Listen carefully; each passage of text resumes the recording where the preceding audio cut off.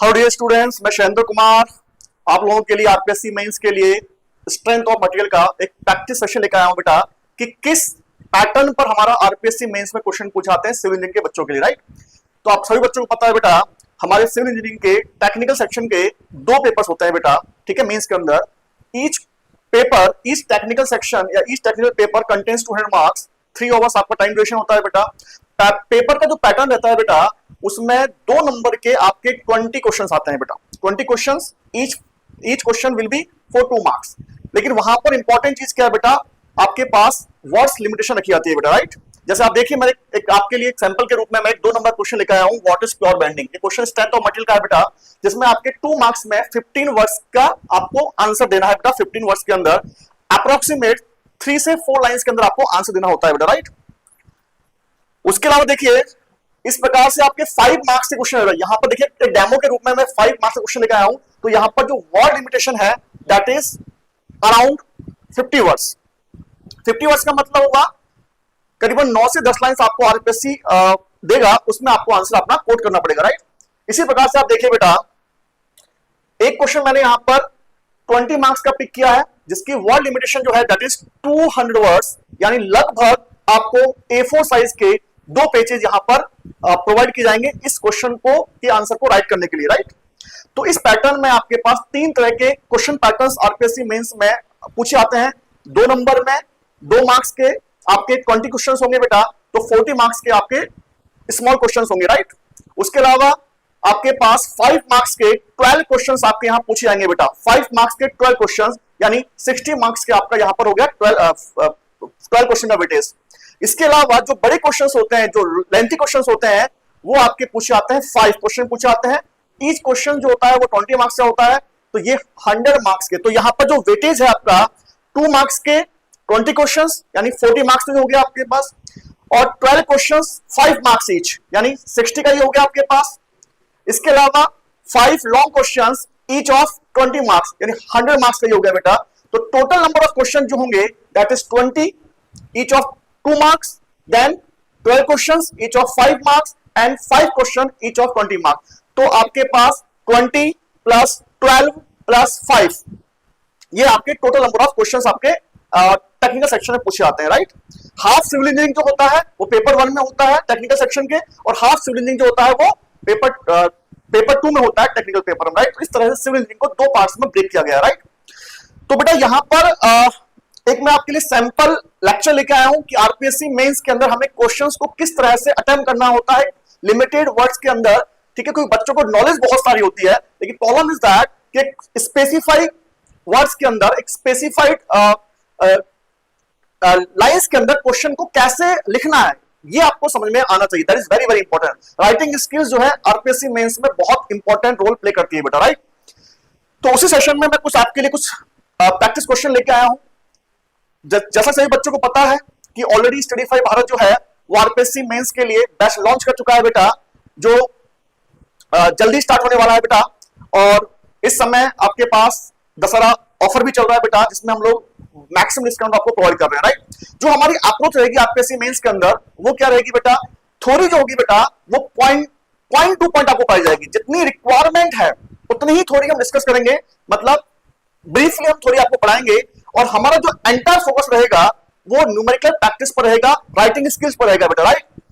तो उसी सेशन में कुछ क्वेश्चंस मैं आपके लिए प्रैक्टिस के लेके आया हूं बेटा, तो जिसको हम लोग यहां पर सॉल्व करते हैं, और आपको मैं बताऊंगा कि कैसे आपको आरपीएससी मेंस के अंदर क्वेश्चंस को लिखना है ताकि आप अपने स्कोर को मैक्सिमाइज कर सको बेटा, राइट।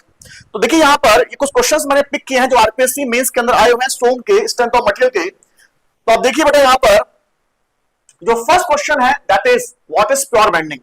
प्योर बेंडिंग क्या है, ये आपको 2 मार्क्स क्वेश्चन है, 15 वर्ड्स आपकी लिमिट है। 15 मार्क्स का 15 वर्ड्स का मतलब हो गया कि आपको लगभग 3 से 4 लाइंस में आपको आंसर कोट करना है, राइट।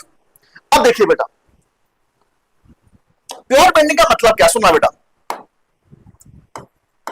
प्योर बेंडिंग का मतलब क्या है, अगर किसी बीम के अंदर बेंडिंग मोमेंट कांस्टेंट रहे along the length of the beam, अगर बीम के अंदर उसका जो बेंडिंग मोमेंट जो डेवलप हो रहा है अगर वो कांस्टेंट हो जाए तो आप कहोगे that beam is under pure bending.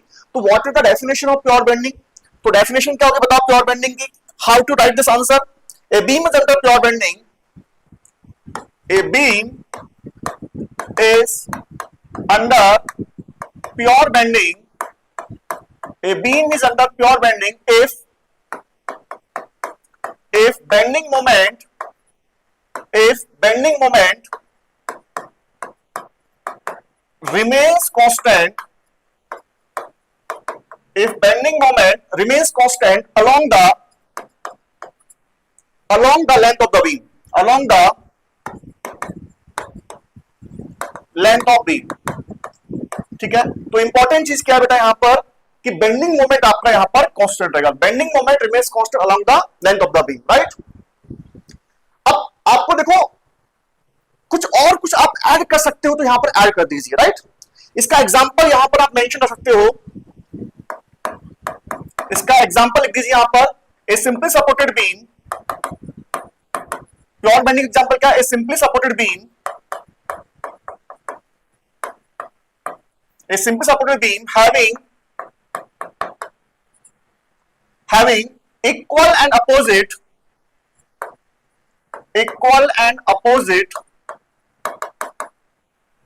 concentric moment,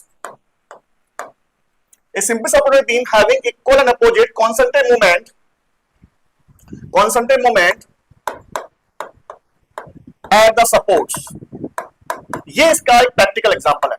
You can specify the one good example is also, अगर सिंपल सपोर्टेड बीम के, अगर ये आपका एक सिंपल सपोर्टेड बीम है बेटा जिसके दोनों एंड पर अगर आप equal and opposite concentrate moment apply कर दो, मान लो length of the beam is L, तो जब इसका जब एसएफडी बनाओगे तो इसका एसएफडी क्या होगा बेटा, जीरो होगा। व्हाई? क्योंकि इसके ऊपर कोई ट्रांसवर्स लोडिंग नहीं है, तो इस बीम के अंदर shear फोर्स जो होगा दैट विल बी जीरो, और इसका जो बीएमडी होगा दैट विल बी कांस्टेंट। तो ये दोनों कंडीशंस जो होती है बेटा ये स्पेसिफाई करती है कि this beam is under pure bending. बोलो भाई, प्योर बेंडिंग के लिए बेंडिंग मोमेंट का कांस्टेंट होना जरूरी है, ठीक है। आप चाहो तो यहां पर इसका बीएमडी भी पा सकते हो कि यहां पर इसका जो एसएफडी होगा दैट विल बी जीरो, और यहां पर जो इसका बीएमडी होगा that will be constant, with magnitude m। तो this is the writing skills. इस तरह से आपको आंसर को स्पेसिफाई करना होगा विद इन सर्टेन वर्ड्स, ठीक है। इतना आप लिख दीजिए, आपको 2 नंबर मिल जाएंगे बेटा, ठीक है। यहां पर कोई स्कोप नहीं है एग्जामिनर के पास कि वो आपका नंबर काट सके, राइट। तो this answer is more than enough, ठीक है। ये इससे ज्यादा कोई जरूरत नहीं है बेटा। तो प्योर बेंडिंग के अंदर शियर फोर्स जीरो होता है और बेंडिंग मोमेंट कांस्टेंट होता है। बीम प्योर बेंडिंग में कब होता है, जब उसके दोनों एंड्स पर equal and opposite concentrate moment लगे होते हैं। क्योंकि बीम पर कोई ट्रांसवर्स लोड नहीं है तो शियर फोर्स डेवलप होगा नहीं, shear force will be zero, और यहां पर कॉन्सेंट्रेट मोमेंट की वजह से यहां पर जब शियर फोर्स जीरो होता है तो बेंडिंग मोमेंट आपका कांस्टेंट होता है, राइट। नेक्स्ट देखिए, नेक्स्ट क्वेश्चन देखिए, एक बीम है आपके पास जिसका क्रॉस सेक्शन स्क्वायर है। ये क्वेश्चन जो है 5 मार्क्स का है और लगभग आपको 8 से 9 लाइंस, लगभग 9 से 10 लाइंस आपको A4 साइज में प्रोवाइड की जाएगी इसका आंसर लिखने के लिए, राइट। तो इसका आंसर आपको कैसे लिखना है देख लो बेटा। बोल रहा है कि एक बीम है जिसका क्रॉस सेक्शन स्क्वायर है। बोलो भाई, अब उसने स्क्वायर को स्पेसिफाई कर दिया कि जो स्क्वायर है, आपको पता है स्क्वायर बेटा 2 टाइप के होते हैं। एक स्क्वायर ऐसा होता है, ठीक है, जिसकी जो साइड्स होती है वो हॉरिजॉन्टल और वर्टिकल होती हैं। एक स्क्वायर आपका ऐसा होता है, याद करिए, जिसके डायगोनल्स जो होते हैं हॉरिजॉन्टल और वर्टिकल होते हैं। यहां पर देखिए स्क्वायर 2 टाइप के होता है, इसको हम बोलते हैं सिंपल स्क्वायर, इसे हम बोलते हैं डायमंड स्क्वायर या पिरामिड स्क्वायर, राइट। तो ये जो सिंपल स्क्वायर है उसकी साइड्स हॉरिजॉन्टल और वर्टिकल है, जबकि यहां पर देखिए इस स्क्वायर के जो डायगोनल्स है वो हॉरिजॉन्टल और वर्टिकल है। तो यहां पर उसने स्पेसिफाई किया है कि जो हमारा बीम है उसका क्रॉस सेक्शन कौन सा है, ये वाला है कि ये वाला है, राइट। तो उसने स्पेसिफाई कर दिया कि जो बीम है उसका जो स्क्वायर क्रॉस सेक्शन है is laid along one of its side, ठीक है। जो क्रॉस सेक्शन है उसको इस तरह रखा गया है, ठीक है, कि जो उसकी साइड्स है, साइड्स के अलावा हो गया। देखो इस ये वाला पहले केस में ये वाला सिंपल स्क्वायर है बेटा, right. The simple square is laid along one of its side, उसको साइड के अलावा हो गया, राइट। सेकंड केस में क्या बोल रहा है, the beam is then rotated such that one of its diagonal become horizontal। देखो उसका डायगोनल जो है हॉरिजॉन्टल हो गया। सेकंड केस में बोल रहा है कि हमने स्क्वायर को घुमाया जिससे उसका जो डायगोनल है वो क्या हो गया, हॉरिजॉन्टल हो गया, मतलब केस नंबर 2 ही है। तो फर्स्ट केस में इसकी बात कर रहा है, सेकंड केस में वो इसकी बात कर रहा है, राइट। तो बोल रहा है कि इस स्क्वायर से जब हम इस स्क्वायर पर जाएंगे, जब मैं अपने स्क्वायर को रोटेट करूंगा, बोलो भाई, तो कितना हो गया परसेंटेज इंक्रीमेंट और decrement in the moment carrying capacity of the beam.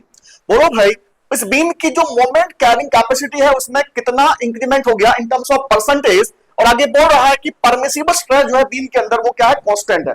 अब देखिए बेटा, इसमें आपको कैसे करना है, सुनना बेटा, यहां पर आपको कैसे आंसर देना है लिमिटेड वर्ड्स के अंदर। पहले केस में आप लिखिए, यहां पर पहले केस में जो हमारा स्क्वायर है that is the simple square, ठीक है। केस नंबर 1, ये हमारा केस नंबर 1 है। बोलो भाई, जिसमें जो साइड्स है वो हॉरिजॉन्टल और vertical, sides are horizontal and vertical. Sides कैसी है बेटा आपकी, हॉरिजॉन्टल और vertical, right, sides are horizontal and vertical. Case number 2 में जो हमारा स्क्वायर है उसको हमने रोटेट किया, जिससे उसके डायगोनल्स जो है वो हॉरिजॉन्टल और वर्टिकल हो गए। देखिए आप, इसके डायगोनल्स जो है हॉरिजॉन्टल और वर्टिकल हो गए। ये स्क्वायर है, इसका मतलब ऑल साइड्स आर इक्वल। बोलो भाई, दिस इज केस नंबर 2। इस स्क्वायर को हम कहते हैं सिंपल स्क्वायर और इसको हम कहते हैं primary square.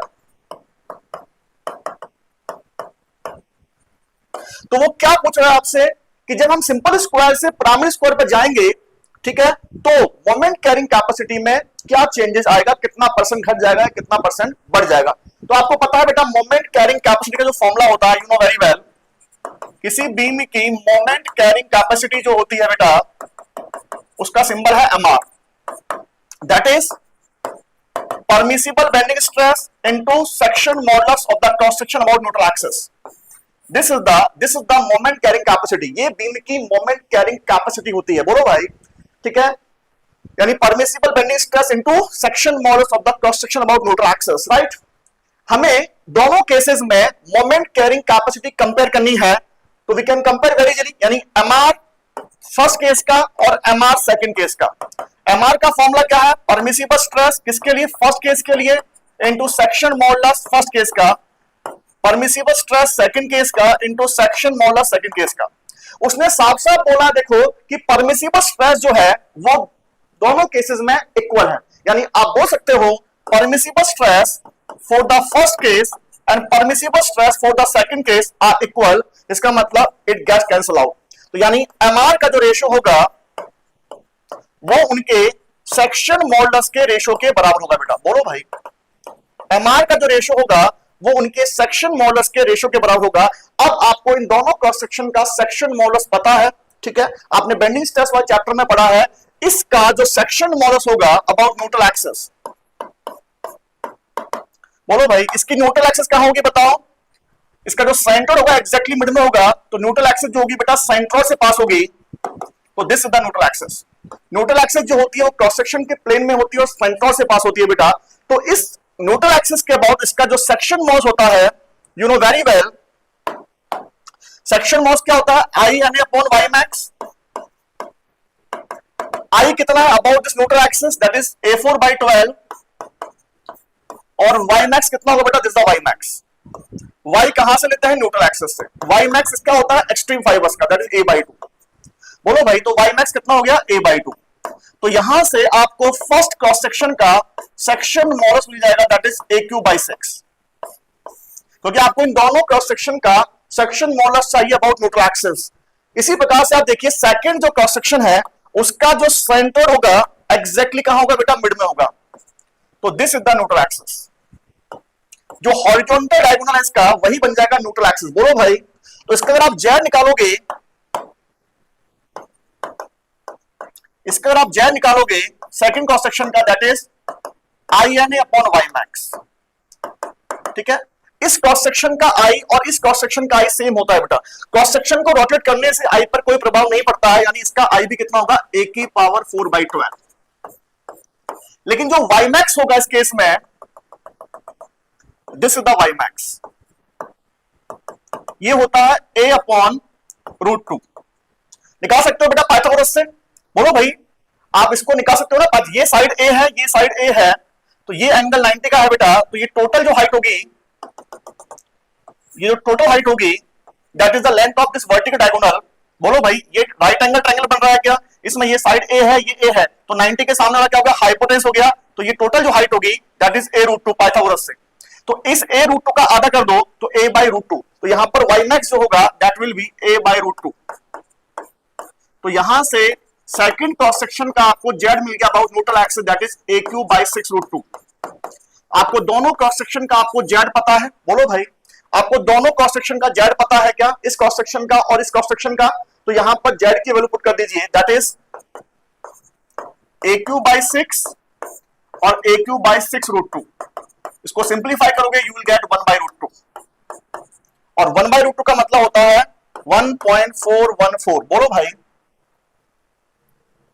Sorry this is 1 by root two. बोलो भाई this is 1 by root two.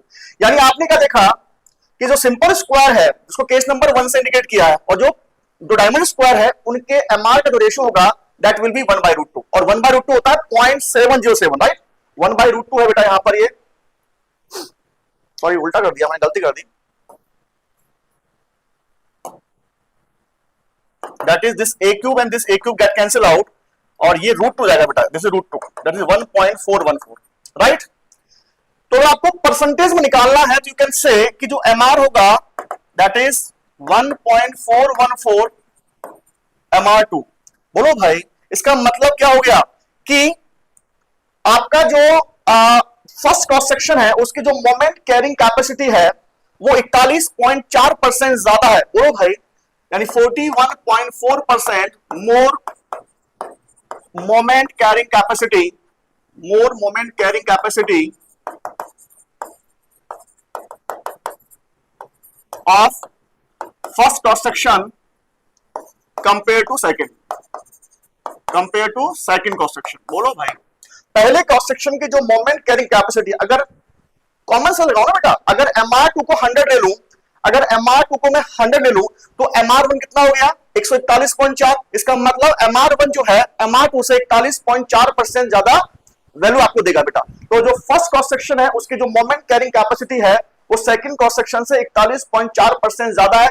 बोलो यही तो बोल रहा हूं, कितना जब इस क्रॉस सेक्शन से आप इस क्रॉस सेक्शन पर स्विच करोगे तो कितना एमआर आपका इंक्रीज कर जाएगा, तो 41.4% आपका एमआर इंक्रीज कर जाएगा। यानी पहले क्रॉस सेक्शन का जो एमआर होगा वो सेकंड क्रॉस सेक्शन के रेस्पेक्ट में 41.4% ज्यादा होगा। तो इस तरह से आपको यहां पर प्रॉपर राइट आंसर लिखना है, राइट। तो ये हमारा 5 मार्क्स का एक सैंपल क्वेश्चन हो गया बेटा। थर्ड क्वेश्चन देखिए आप यहां पर, थर्ड क्वेश्चन देखिए यहां पर आप, थर्ड क्वेश्चन देखिए आपको एक बीम दिया है। कौन सा बीम है बेटा, ओवरहैंगिंग बीम है, क्योंकि बीम जो है वो सिंपल सपोर्ट से बाहर निकला हुआ है। तो this is the one side overhanging beam जिस पर एक आपका लगा है यूवीए लगा हुआ है, लीनियरली वायरिंग रोड लगा हुआ है, और एक यूडीए लगा हुआ है। बोलो भाई length of the beam is, beam की लेंथ कितनी है बेटा 2, 6, 8, 10 मीटर बीम की लेंथ है। और यहां पर जो बी पॉइंट पर इस यूवीएल की जो लोड इंटेंसिटी है दैट इज 40 किलोन्यूटन पर मीटर, और यूडीएल की जो load intensity that is 10 kilometre पर मीटर।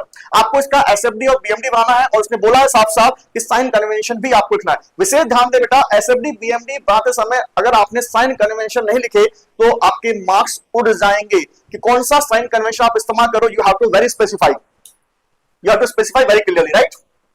अब सुनिए, सबसे पहला काम क्या होता है बेटा, यहां पर सबसे पहला काम होता है रिएक्शन निकालना। तो आप मुझे बताइए हिंज सपोर्ट पर, यहां पर जो हिंज सपोर्ट है इस पर कितने रिएक्शंस आएंगे बेटा, 2 आते हैं। एक हॉरिजॉन्टल रिएक्शन आता है और एक आता है वर्टिकल रिएक्शन। बोलो भाई,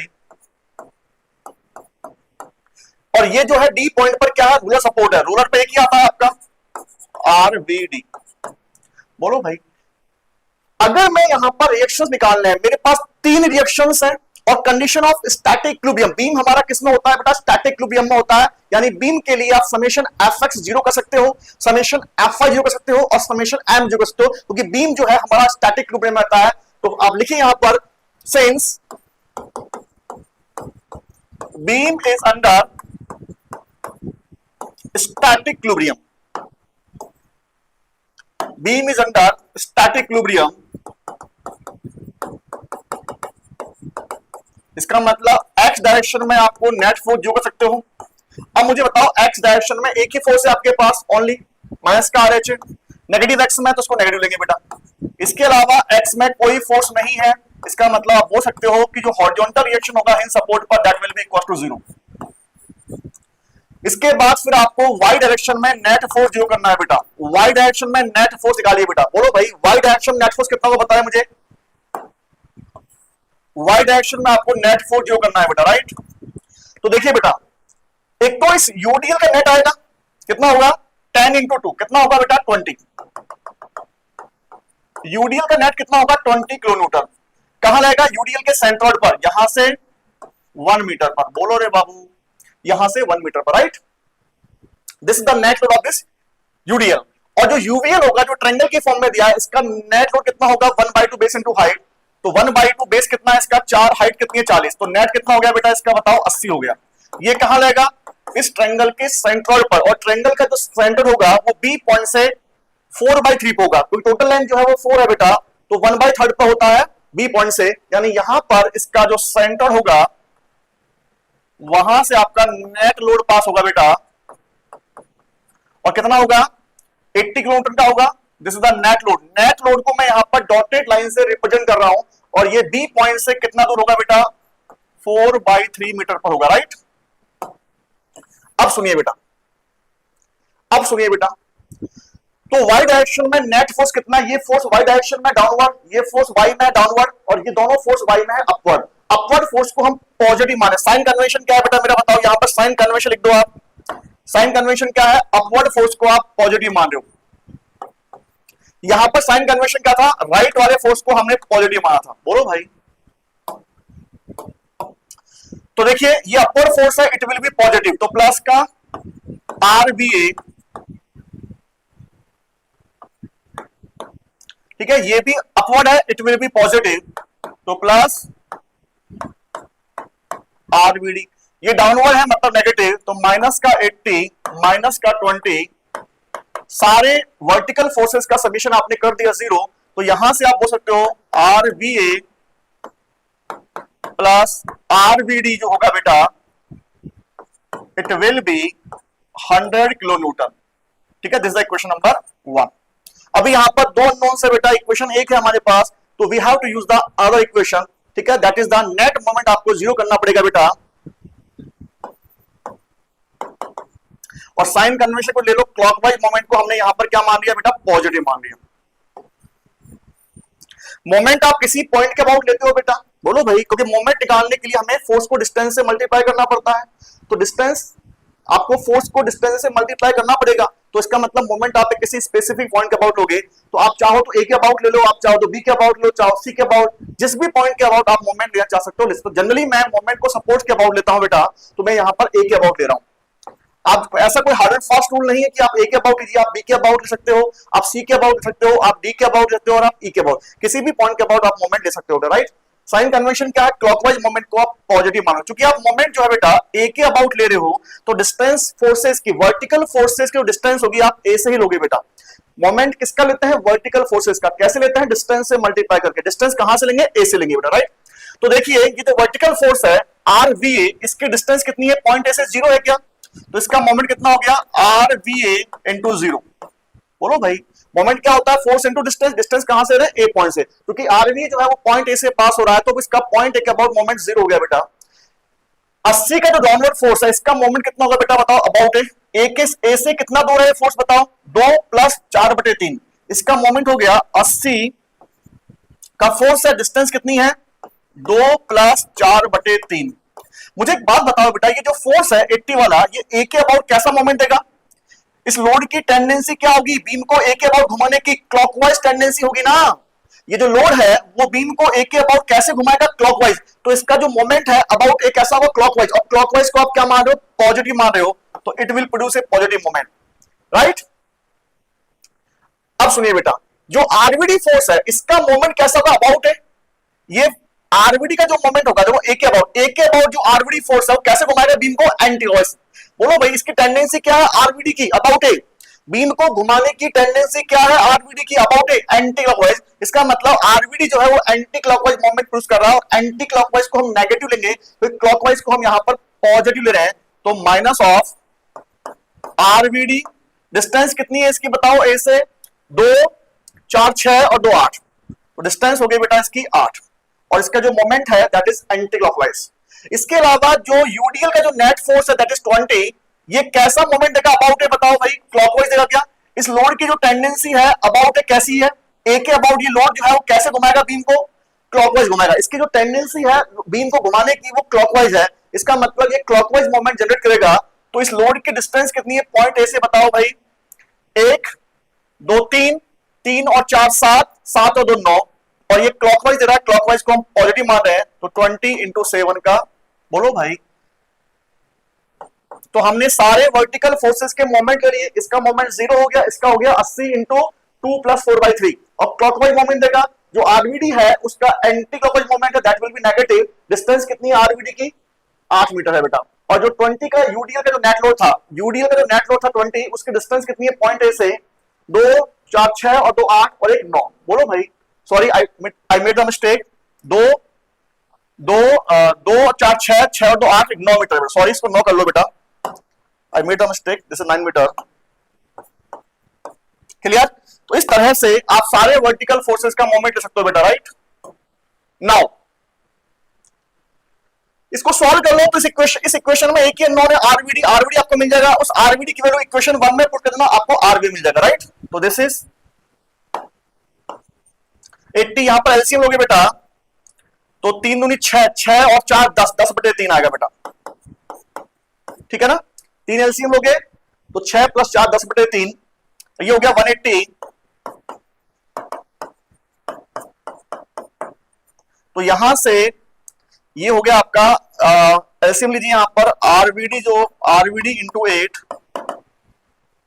यहां पर एलसीएम लीजिए 3 आएगा बेटा एलसीएम इनका, तो ये हो गया 800।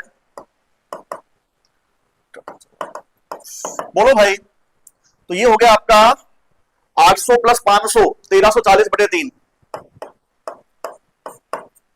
बोलो भाई, तो आरवीडी जो आएगा दैट विल बी 1340/3 इंटू 8, ठीक है? तो इसको सॉल्व कर लीजिए बेटा, यहां पर I have the calculator. 1340 divided by 24, it will B 55.83 kilo Newton. बोलो भाई, रिएक्शंस जो आप निकाल रहे हो उसको बॉक्स में डाल दो, ताकि एग्जाम में की डायरेक्ट यहां पे पढ़े कि आपका रिएक्शन सही है, राइट?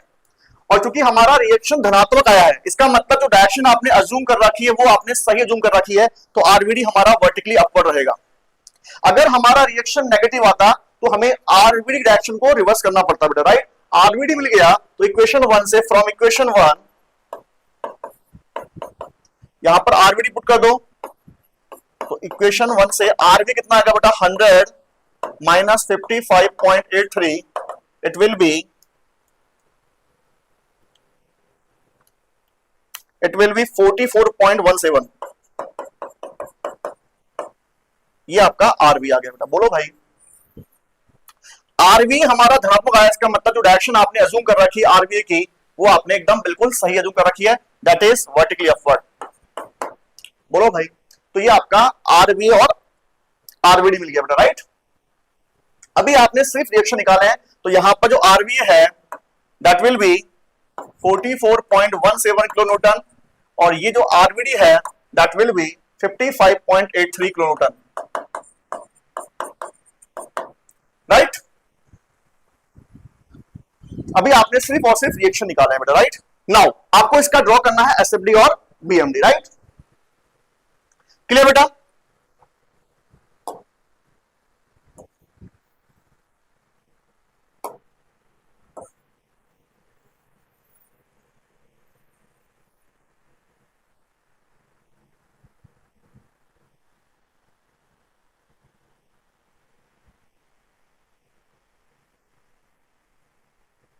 क्लियर यहां तक?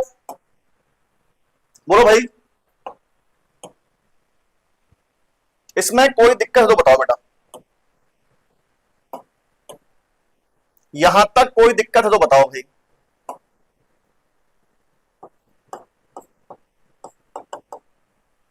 बोलो भाई,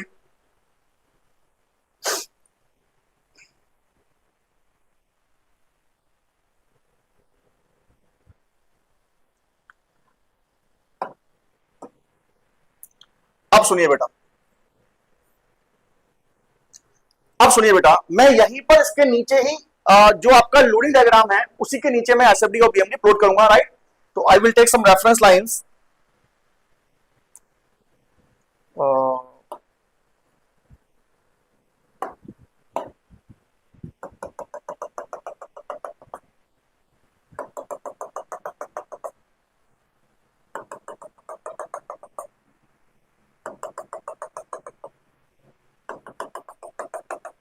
राइट, अब देखिए बेटा, पहले मैं ड्रॉ करूंगा एसएफडी, राइट।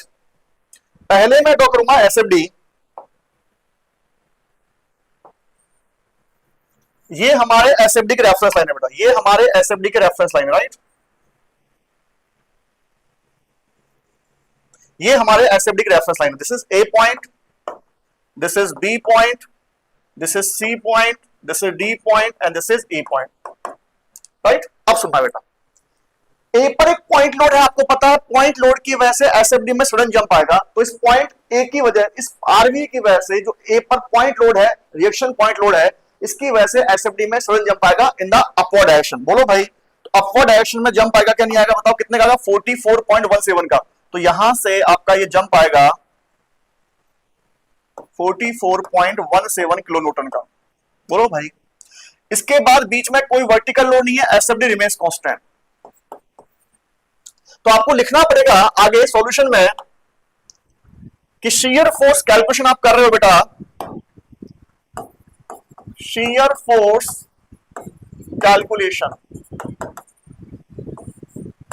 ए पर कितना शियर है बताओ भाई, प्लस का 44.17 किलो न्यूटन। ये क्यों मिला, due two point load acting at point A. जो पॉइंट ए पर पॉइंट लोड था 44.17 का, उसकी वजह से एसएफडी में सडन जंप आया बेटा, राइट। उसके बाद देखिए, ए और बी के बीच में कोई ट्रांसवर्स लोड नहीं है, तो एसएफडी रिमेन्स कांस्टेंट। एसएफडी आपका हॉरिजॉन्टल लाइन बनेगा, तो यानी बी पर जो शियर फोर्स होगा वो कितना होगा, 44.14 रहेगा। यानी बी पर जो शियर फोर्स आएगा वो ए के शियर फोर्स के बराबर रहेगा, क्योंकि एसएफडी आपका कांस्टेंट है। क्यों, since there is no transverse load between A and B. A और बी के बीच में कोई ट्रांसवर्स लोड नहीं है, एसएफडी रिमेन्स कांस्टेंट। इसका मतलब बी पर जो शियर फोर्स होगा वो ए के शियर फोर्स के बराबर ही आएगा, दैट इज 44.17। तो बी पर कितना आएगा, 44.17 किलो न्यूटन, राइट।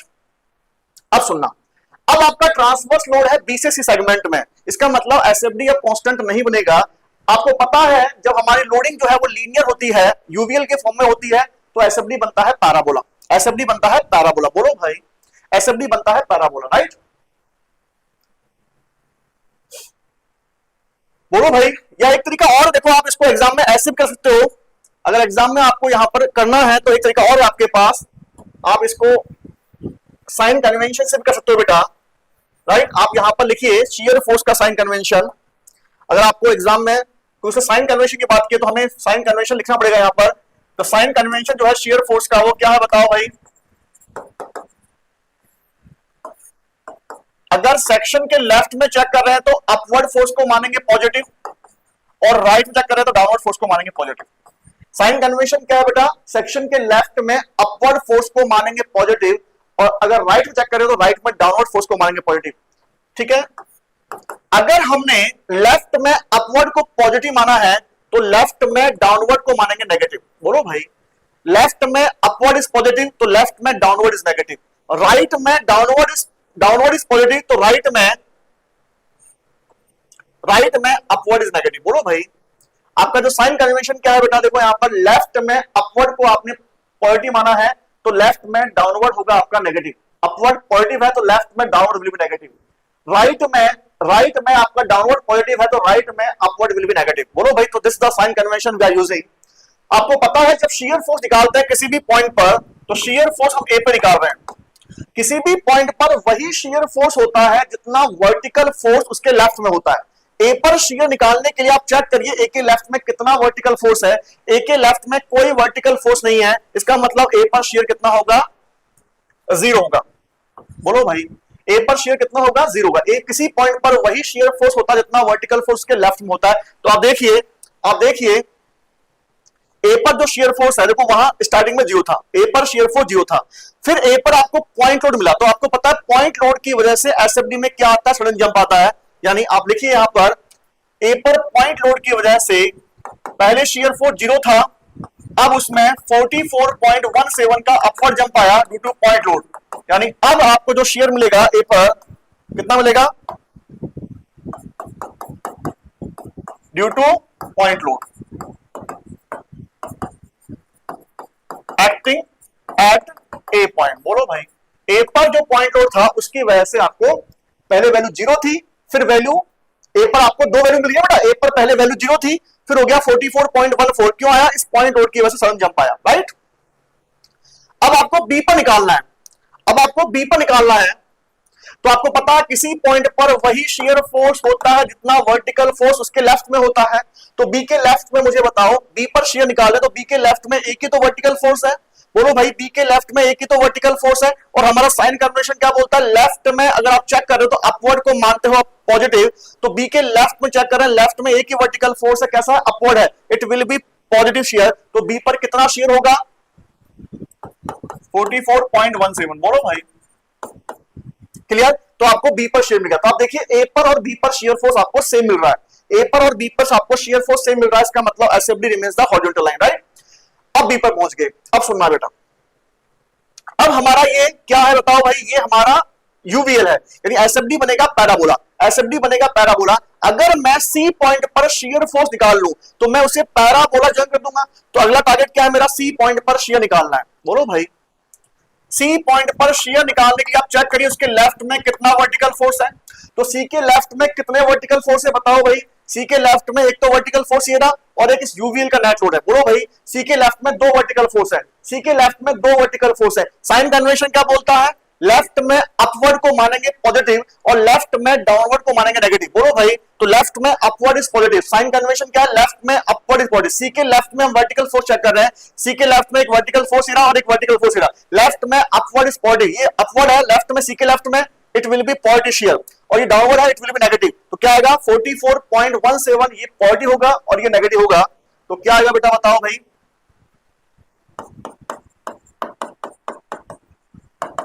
बोलो भाई।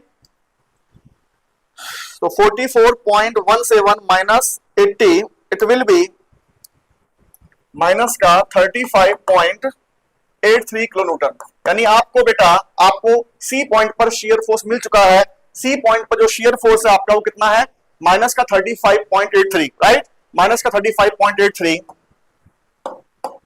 माइनस का 35.83। यहां माइनस नहीं लगा रहा मैं, अंडरस्टूड है कि हम इस रेफरेंस लाइन से नीचे हैं, इसका मतलब वैल्यू नेगेटिव है। अब ये बनेगा क्या बेटा, ये बनेगा पैराबोला। बोलो भाई, अब इस पैराबोला की स्लोप घटेगी कि बढ़ेगी, कौन बताएगा। इस लोड इंटेंसिटी का मैग्नीट्यूड, आप देखिए लोड इंटेंसिटी लगातार यहां पर घट रही है, इसका मतलब जो पैराबोला बनने वाला है, जो एसएफडी बनने वाला है, उसकी स्लोप लगातार यहां पर घटेगी। बोलो भाई, इससे डिक्रीजिंग स्लोप पैराबोला, क्योंकि यहां पर लोड इंटेंसिटी जो है लगातार घट रही है, इसका मतलब पैराबोला की स्लोप यहां लगातार घटेगी। और यहां पर देखिए सी पॉइंट पर लोड इंटेंसिटी 0 हो गई है, इसका मतलब सी पॉइंट पर स्लोप क्या होगी, पैराबोला की 0 होगी। तो इससे डिक्रीजिंग स्लोप पैराबोला, और सी पॉइंट पर आपको स्लोप 0 कर देनी है बेटा। देखिए, देखो यहां पर आते आते ग्राफ हमारा हॉरिजॉन्टल हो गया लगभग, इसका मतलब सी पॉइंट पर आपकी स्लोप क्या हो गई है, 0 हो गई है, राइट।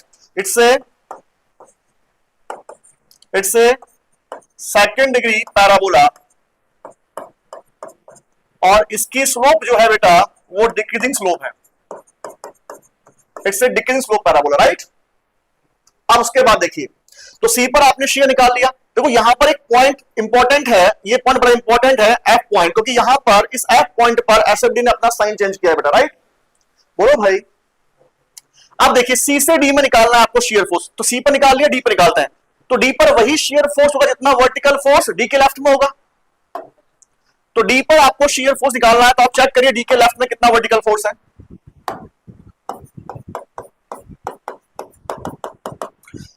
तो तो देखिए बेटा डी के लेफ्ट में कितने वर्टिकल फोर्स है बताओ भाई। डी के लेफ्ट में एक वर्टिकल फोर्स ये रहा और एक वर्टिकल फोर्स ये रहा, दो ही वर्टिकल फोर्स है डी के लेफ्ट में, ये और ये। लेफ्ट में हमारा साइन कन्वेंशन क्या बोलता है, लेफ्ट में अपवर्ड इज पॉजिटिव, ये पॉजिटिव है और ये नेगेटिव है, तो आंसर वही आएगा बेटा सेम।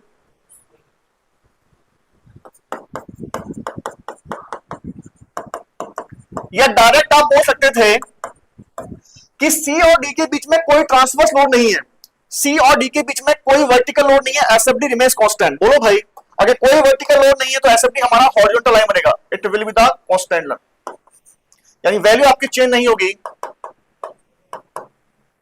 बोलो भाई अब सुनना बेटा,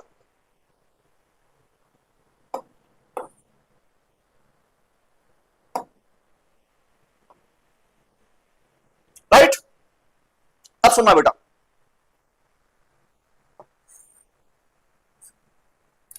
अब सुनना, डी पर एक पॉइंट लोड है, तो इस पॉइंट लोड की वजह से एसएफडी में क्या सडन जंप आएगा इन द अपवर्ड डायरेक्शन, यानी 35.83 से अपवर्ड जंप मारेगा 55 ऊपर की ओर।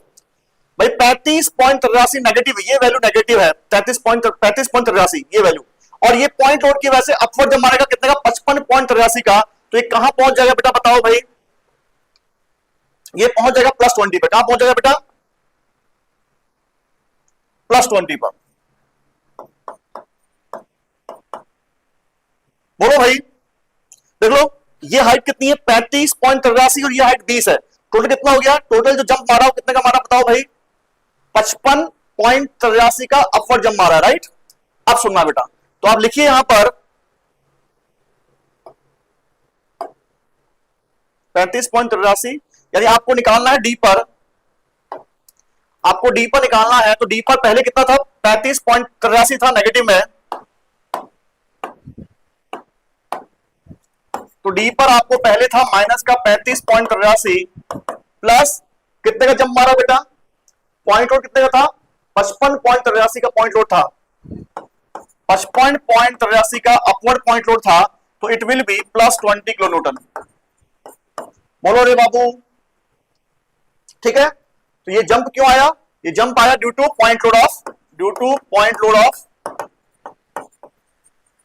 20 किलो न्यूटन। एसएफडी में क्या है, सडन जंप आया, राइट। नेक्स्ट देखिए, ई पॉइंट पर आपको निकालना है शियर फोर्स। बोलो भाई डायरेक्ट बोल सकते हो फ्री एंड पर शियर फोर्स कितना होता है, 0 होता है। बोलो भाई ये लास्ट पॉइंट है, फ्री एंड है ना, बीम का यहां कोई सपोर्ट नहीं है, फ्री एंड पर शियर फोर्स क्या होता है, 0 होता है, ठीक है। फ्री एंड पर शियर फोर्स कितना होता है, 0 होता है, तो ई पॉइंट पर आपको शियर फोर्स 0 मिलेगा, या आप चाहो तो निकाल लो बेटा, इस ई पॉइंट पर वही शियर फोर्स होगा जितना वर्टिकल लोड ई के लेफ्ट में होगा। तो ई के लेफ्ट में कितने वर्टिकल फोर्स है, एक ये रहा, 2, बोलो भाई 3 वर्टिकल फोर्स और 4 वर्टिकल, ई के लेफ्ट में 4 वर्टिकल फोर्स है, 1 2 3 और 4, ठीक है। लेफ्ट का साइन कन्वेंशन क्या है, लेफ्ट में अपवर्ड फोर्स को मानते हैं पॉजिटिव, ये अपवर्ड है, ये positive, downward will be negative, ये अपवर्ड है positive, downward will be negative. इन सबका अलजेब्रिक समेशन लेंगे तो आप ई पॉइंट पर शियर फोर्स आपको 0 मिलेगा। बोलो भाई, तो ई पर आपको शियर फोर्स निकालना है, तो आप चेक करिए उसके लेफ्ट में कितना वर्टिकल हो रहा है। साइन कन्वेंशन क्या है, लेफ्ट में अपवर्ड इज पॉजिटिव, लेफ्ट में डाउनवर्ड इज नेगेटिव, राइट। तो ये है पॉजिटिव 44.17, अपवर्ड है, इट विल बी धनात्मक, इट विल बी पॉजिटिव। बोलो भाई, ये लेफ्ट में डाउनवर्ड है, it will be negative, minus का 80, clear. It will be upward, it will B positive, 55.83 का अपवर्ड है, पॉजिटिव होगा, ठीक है। और ये लेफ्ट में डाउनवर्ड है, it will be negative, minus, इनका अलजेब्रिक समेशन लोगे तो 0 आएगा। तो डायरेक्ट भी हम बोल सकते थे बेटा, फ्री एंड पर हमेशा शियर फोर्स कितना होता है, 0 होता है। फ्री एंड पर शियर फोर्स हमेशा क्या होता है बेटा, 0 होता है, राइट। तो यहां पर, और आपको पता है यूडीएल है, तो SFD will be linear, SFD will be straight line, it will B first degree linear curve. तो दिस इज द एसएफडी, ये आपका बन गया बेटा SFD, this is the shear force diagram. अब सुनना बेटा, यहां पर एक पॉइंट बड़ा इंपॉर्टेंट है, ये पॉइंट एफ पॉइंट पर एसएफडी ने अपना साइन चेंज किया है। आपको पता है जिस पॉइंट पर एसएफडी अपना साइन चेंज करता है वहां पर बेंडिंग मोमेंट क्या होता है, मैक्सिमम होता है बेटा, यानी आपको इस एफ पॉइंट की लोकेशन भी निकालनी पड़ेगी बेटा। इस एफ पॉइंट की लोकेशन हमारे लिए इंपॉर्टेंट है। क्यों इंपॉर्टेंट है? क्योंकि एफ पॉइंट पर एसएबी ने अपना साइन चेंज किया है, राइट।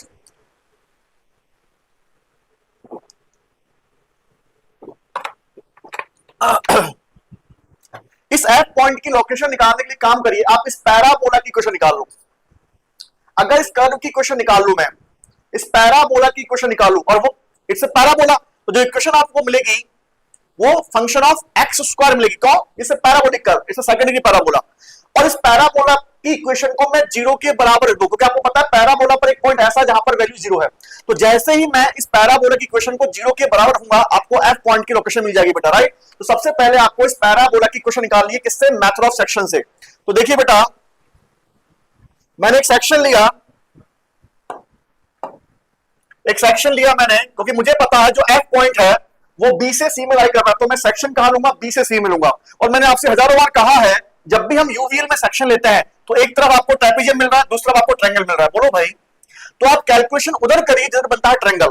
ट्रायंगल की मैं कैलकुलेशन करना आसान है। अगर आप सेक्शन के लेफ्ट में चेक करोगे तो लेफ्ट में ट्रेपेजियम है और राइट में ट्रायंगल है, तो हमेशा कैलकुलेशन उधर करते हैं जिधर बनता है ट्रायंगल। बोलो भाई, तो राइट में, यानी मैं एक्स कहां से लूंगा बेटा? राइट से लूंगा। एक्स जो है वो सेक्शन की डिस्टेंस है फ्रॉम द पॉइंट सी। तो आपको इस पॉइंट पर निकालना है शेयर फोर्स, इस सेक्शन पर निकालना है शेयर फोर्स। बोलो भाई, किसी सेक्शन पर वही शेयर फोर्स होता है जितना वर्टिकल फोर्स सेक्शन के लेफ्ट या राइट में होता है। लेफ्ट में कैलकुलेशन में अवॉइड कर रहा हूं क्योंकि ट्रेपेजियम है, राइट में कैलकुलेशन करूंगा क्योंकि राइट में ट्रायंगल है। तो इस सेक्शन पर आपको शेयर फोर्स निकालना था। आप चेक करिए इसके राइट में कितना ट्रांसवर्स लोड है। तो हम निकाल रहे हैं shear force at section x x, shear force निकाल रहे हैं सेक्शन एक्स एक्स पर, और हम चेक कर रहे हैं उसके राइट में कितना ट्रांसवर्स लोड है। बोलो भाई, किसी सेक्शन पर वही शेयर फोर्स होता है जितना वर्टिकल फोर्स उसके लेफ्ट या राइट में होता है। तो सेक्शन के राइट में आप चेक करो बेटा, तो सेक्शन के राइट में कितना वर्टिकल फोर्स है मुझे बताओ बेटा। सेक्शन के राइट में एक तो वर्टिकल फोर्स ये रहा पॉइंट लोड, एक वर्टिकल फोर्स ये रहा यूडीएल का नेट लोड। बोलो भाई, और एक छुटकू ट्रायंगल भी तो है राइट में, ये छुटकू ट्रायंगल भी तो है। बोलो भाई, तो इसका भी आपको नेट लोड निकालना पड़ेगा। इसका नेट मतलब इसका एरिया, इसका एरिया निकालने के लिए आपको छुटकू ट्रायंगल की हाइट चाहिए। तो मान लो छुटकू ट्रायंगल की जो हाइट है दैट इज W1। इस छुटकू ट्रायंगल की हाइट मान लो W1 है। बोलो भाई, इस W1 को निकालने के लिए हमें सिमिलर ट्रायंगल की प्रॉपर्टी इस्तेमाल करनी पड़ेगी। ये छुटकू ट्रायंगल और ये बड़ा ट्रायंगल दोनों कैसे हैं? सिमिलर ट्रायंगल्स है। तो सिमिलर ट्रायंगल की प्रॉपर्टी का इस्तेमाल करके मैं W1 निकाल सकता हूं क्या बेटा? ठीक है, यानी दोनों ट्रायंगल्स की हाइट का रेशियो। बोलो भाई, W1 डिवाइडेड बाय 40। तो आप लिखिए, यहां पर लिखिए, by using property of similar triangles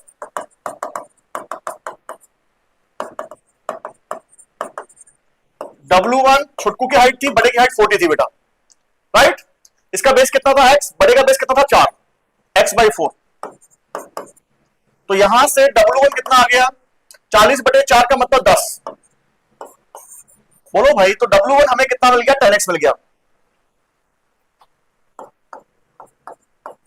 एक बार चेक कर लो, देखो पॉइंट सी पर x 0 है क्या?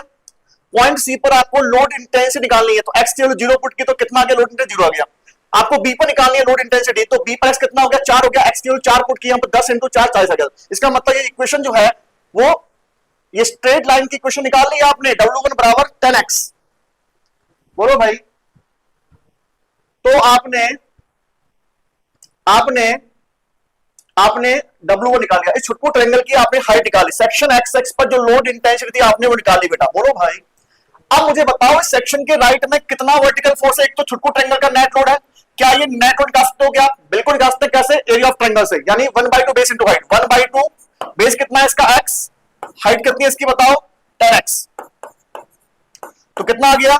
5x²। इस छुटकू ट्रायंगल का जो नेट लोड है दैट इज 5x²। बोलो भाई, इस छुटकू ट्रायंगल का जो नेट लोड होगा दैट विल बी 5x², और वो कहां लगेगा? छुटकू ट्रायंगल के सेंट्रोइड पर, जो यहां से 1/3 होगा। इसका बेस x था तो x/3 होगा बेटा। बोलो भाई, तो सेक्शन के राइट में कितने वर्टिकल फोर्स है? एक तो छुटकू ट्रायंगल का नेट लोड है दैट इज 5x² डाउनवर्ड, एक ये पॉइंट लोड है डी पर, और एक 20 का। साइन कन्वेंशन क्या बोलता है? राइट में चेक कर रहे हैं बेटा, सेक्शन के राइट में चेक कर रहे हैं हम। सेक्शन के राइट में डाउनवर्ड को मानते हैं पॉजिटिव, सेक्शन के राइट में डाउनवर्ड इज पॉजिटिव तो लेफ्ट राइट में अपवर्ड इज नेगेटिव। राइट में डाउनवर्ड अगर आपका राइट में डाउनवर्ड आपका पॉजिटिव है, राइट में डाउनवर्ड पॉजिटिव है तो राइट में देखो सेक्शन के राइट में ये डाउनवर्ड है, इट विल बी पॉजिटिव यानी प्लस का 5x स्क्वायर।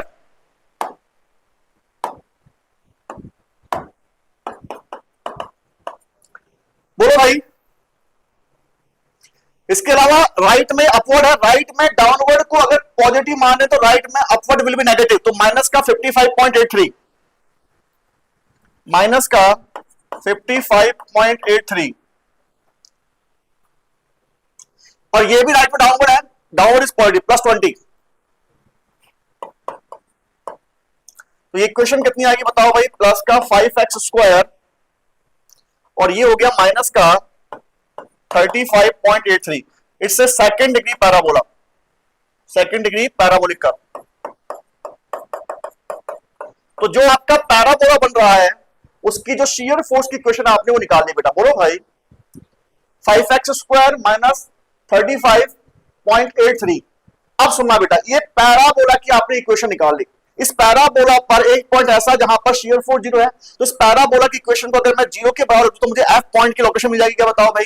तो अगला हो गया location of point F.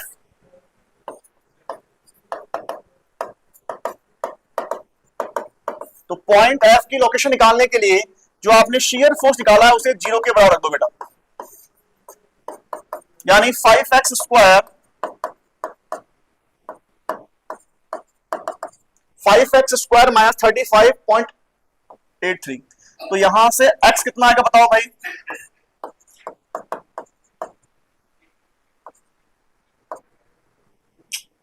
Sorry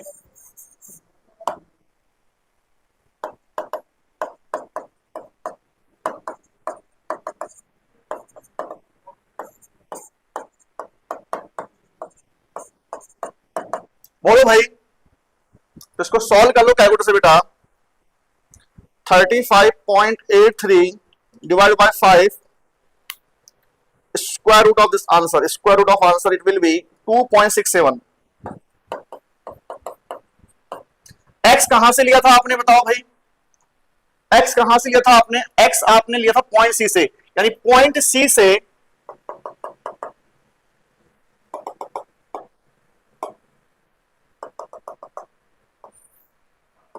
point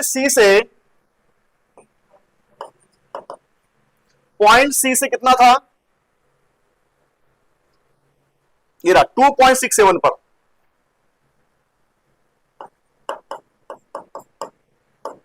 बोलो भाई, ये आपका मिल गया आपको पॉइंट ऑफ जीरो शेयर, इस पर शेयर फोर्स आपका 0 है। बोलो रे भाई यहां तक कोई डाउट है तो बताओ बेटा। राइट, अब हमें इसका बीएमडी बनाना है बेटा। राइट, तो आपको बेंडिंग मोमेंट कैलकुलेशन करनी पड़ेगी बेटा। देखो यहां पर तो मैं एक पेज और ले रहा हूं, next page, that is bending moment calculation.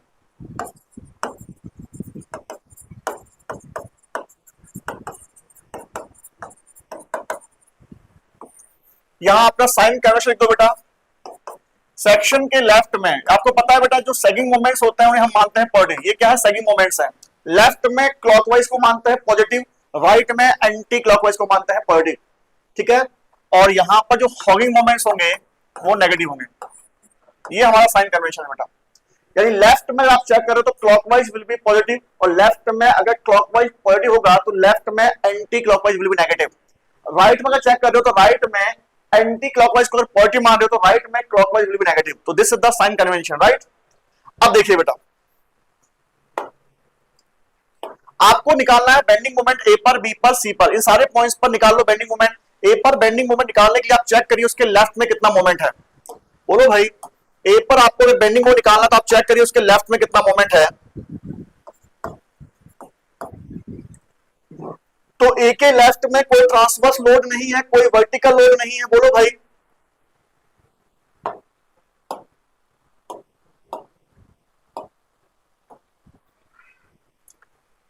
Clear. ए के लेफ्ट में कोई वर्टिकल लोड नहीं है, इसका मतलब ए के लेफ्ट में बेंडिंग मोमेंट जीरो होगा। तो बेंडिंग मोमेंट एट ए, या सिंपल लिख दो, इसको लिख दो M equal M, bending moment at A will be zero. क्यों? क्योंकि लेफ्ट में किसी पॉइंट पर या किसी सेक्शन पर वही बेंडिंग मोमेंट होता है जितना मोमेंट उसके लेफ्ट में होता है। लेफ्ट में कोई ट्रांसवर्स लोड नहीं है, ए के लेफ्ट में, इसका मतलब मोमेंट क्या होगा? जीरो होगा। अब सुनिए बेटा, ए पर हमने निकाल लिया, बी पर निकालते हैं बेटा। बी पर वही बेंडिंग मोमेंट होगा जितना मोमेंट बी के लेफ्ट में होगा। तो बी के लेफ्ट में चेक कर रहे हैं मोमेंट। मोमेंट कौन देता है? Transverse load. तो बी के लेफ्ट में एक ट्रांसवर्स लोड है, ये मोमेंट देगा। डिस्टेंस कहां से लेंगे? इसकी बी से लेंगे। तो इसका मोमेंट कितना हो गया? 44.17 इंटू 2। और इसका मोमेंट कैसा? अबाउट बी बताओ, बी के अबाउट इसका मोमेंट कैसा है? क्लॉकवाइज। इस लोड का जो लेफ्ट में जो ट्रांसवर्स लोड है वो बी के अबाउट कैसा मोमेंट देगा? बताओ भाई, क्लॉकवाइज मोमेंट देगा।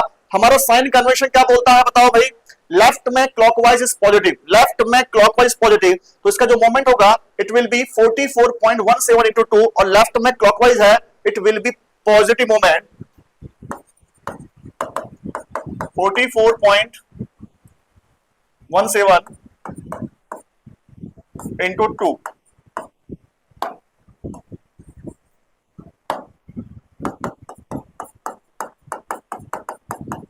ठीक है बेटा, तो लेफ्ट में जो मोमेंट है वो क्लॉकवाइज प्रोड्यूस कर रहा है बेटा, तो 44.17 इंटू 2, ठीक है, इसको मल्टीप्लाई कर लो बेटा 88.34 kilo newton into metre. Units का ध्यान रखिए बेटा, यूनिट्स लिखना ना भूले यहां पर, ठीक है, 88.34। ठीक है, अब देखिए मेरे पास यहां स्पेस नहीं बचा थोड़ा सा, क्योंकि बोर्ड हमारा कंस्टेंट है, ठीक है, डिजिटल बोर्ड है, इसमें कंस्टेंट है। तो मैं एक काम कर रहा हूं, आपको यहीं इसके नीचे ही बीएमडी ड्रॉ करना है बेटा, आपको एसएफडी के नीचे ही बीएमडी ड्रॉ करना है। तो मैं यहां पर अलग से डायग्राम बना रहा हूं, A B F C D और ई, ठीक है, यही पॉइंट मैं मार्क कर रहा हूं रेफरेंस लाइन पर, आपको इसके नीचे ही बनाना पड़ेगा बेटा, ठीक है। तो A B F C D, A B F, तो देखिए मैं यहां पर बना रहा हूं बेटा इसका BMD,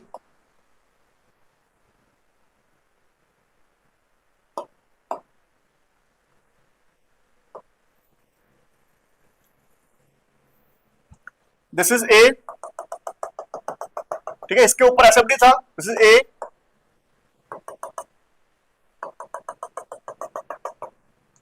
this is B, this is C, this is D, and this is E, and this is ये कहीं बी था बेटा, सॉरी एफ था, एफ, जहां पर शेयर फोर्स से अपना साइन चेंज किया, राइट, ठीक है, ये हमारा बीएमडी है बेटा, राइट। तो ए पर कितना मोमेंट था बताओ भाई, ए पर आपका बेंडिंग मोमेंट जीरो था, ए पर आपका जीरो था।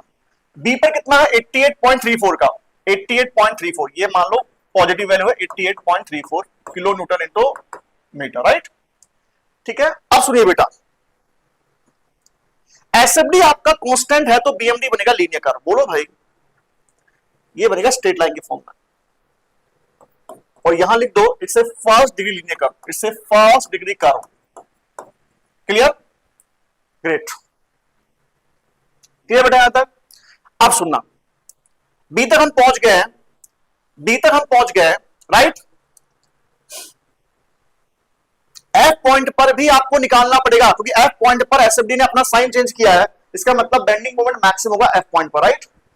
तो एफ पॉइंट पर अगर आपको बेंडिंग मोमेंट निकालना है, तो पहले देखो यहां पर ये एसएफडी बन रहा है पैराबोला, तो BMD will be cubic curve. तो पहले आपको जो बीएमडी बनेगा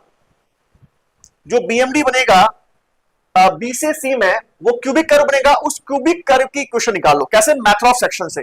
ऑलरेडी मैंने सेक्शन लिया हुआ है, तो हम निकाल रहे हैं bending moment at A section x x,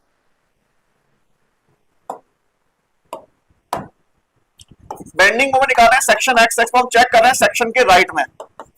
आप चाहो तो लेफ्ट में चेक कर लो, आप चाहो तो राइट, क्योंकि दोनों का साइन कन्वेंशन हमें पता है बेटा, ठीक है। सेक्शन के राइट में हमें मोमेंट चेक करना है, राइट का साइन कन्वेंशन क्या है? राइट में एंटी क्लॉकवाइज को मान रहे हैं पॉजिटिव, तो क्लॉकवाइज विल बी नेगेटिव, बोलो भाई।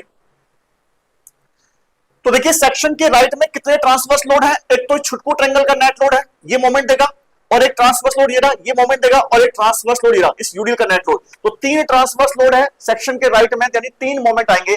साइन कन्वेंशन क्या? राइट में एंटी क्लॉकवाइज इज पॉजिटिव, बोलो भाई। डिस्टेंस कहां से लेंगे? सेक्शन से लेंगे तो इसका मोमेंट कितना हो गया 5x² इंटू x/3। बोलो भाई, इसका मोमेंट कितना हो गया 5x²।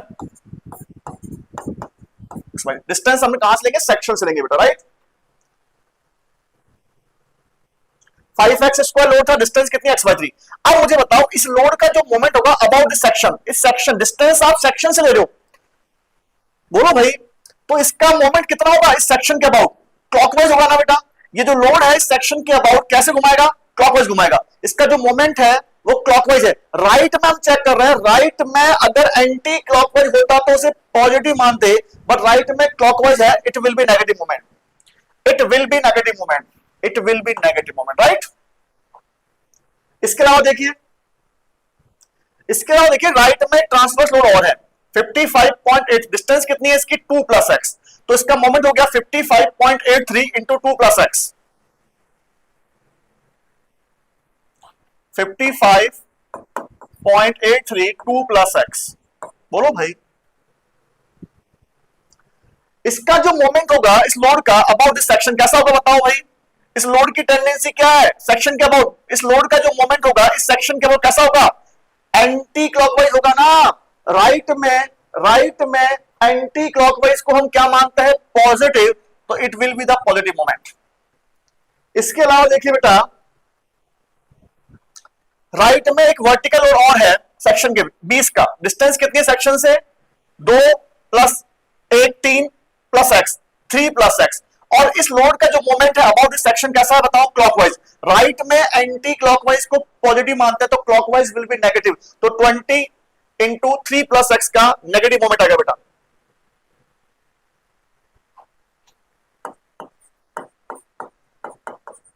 बोलो भाई, तो राइट में तीन ही ट्रांसवर्स लोड थे, सेक्शन के राइट में 3 ही ट्रांसवर्स लोड थे, तो 3 ही मोमेंट आएंगे बेटा, और साइन कन्वेंशन अपन ने फॉलो कर लिया राइट साइड का। बोलो भाई, तो यहां पर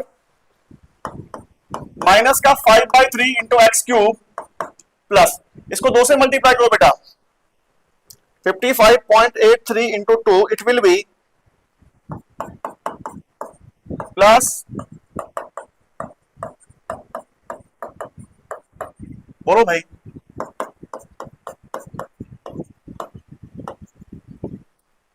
ठीक है। इस एक्स वाई टर्म को ऐड कर दो, तो 55.83x माइनस का 20x कितना आएगा बताओ, 35। बोलो भाई, इन दोनों को ऐड कर दिया आपस में, राइट। और ये दोनों कांस्टेंट है, इनको आपस में ऐड करो,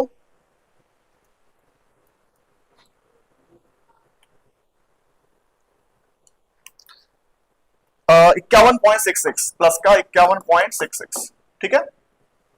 तो ये आपको बेंडिंग मोमेंट की क्वेश्चन मिल चुकी है सेक्शन एक्स एक्स पर। बोलो भाई, और आपने राइट साइड से इक्वेशन को निकाला है, ये आपके पास इक्वेशन मिल चुकी है बेटा। बोलो भाई,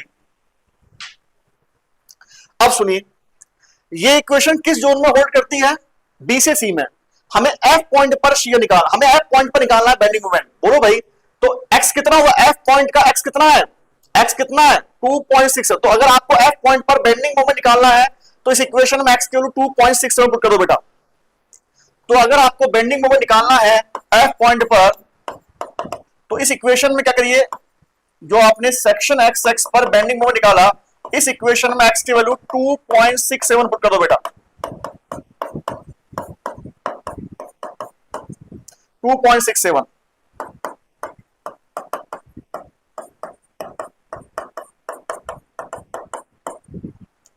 अब इसको आप सॉल्व कर लो बेटा, 2.67 का cube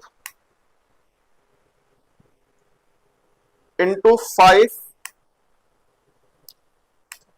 it will B minus का 31.72 प्लस 35.83 इंटू 2.67, 95.66,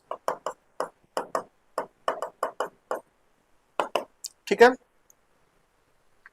95.66 प्लस 51.66 माइनस 31.72, 115.6। यानी आपको बेटा, आपको एफ पॉइंट पर एफ पॉइंट पर आपको